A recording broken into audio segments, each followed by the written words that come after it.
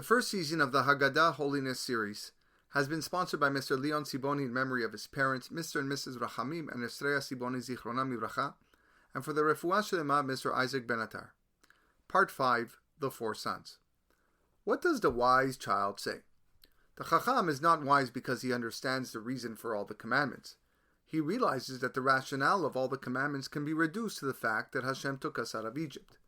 Rather, he is wise because he is constantly seeking to learn new mitzvot and seeking new knowledge of the commandments that might have been hidden from him. He understands that the commandments made us worthy of redemption.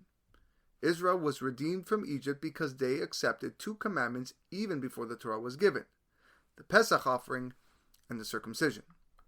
The wicked child is considered wicked because he will only observe a commandment if he knows its reason. The answer we give the wise child then is to teach him all the commandments until the very end of the Seder. Don't eat after the Afikoman. We teach him all the commandments, even if they are chukim, statutes or laws for which there are no rational explanation. The wicked child, on the other hand, asks for an explanation for the mitzvot since he will only observe the commandments if he thinks they make sense to him. We tell him that God took us out of Egypt because we accepted the commandments freely. Had he been in Egypt, he would have not accepted these commandments on faith, and therefore he would not have been redeemed. What does the simple child say? Mazot, what is this? The simple child is more impressed with the natural universe than Jewish history. He asks, how is the Exodus compared with God's greatness as creator of the universe? So we tell this child, God took us out with a strong hand in order to show his true greatness. God was even willing to forgo Israel's deserving punishment in the interest of redeeming his children. This was even more difficult than creating the world.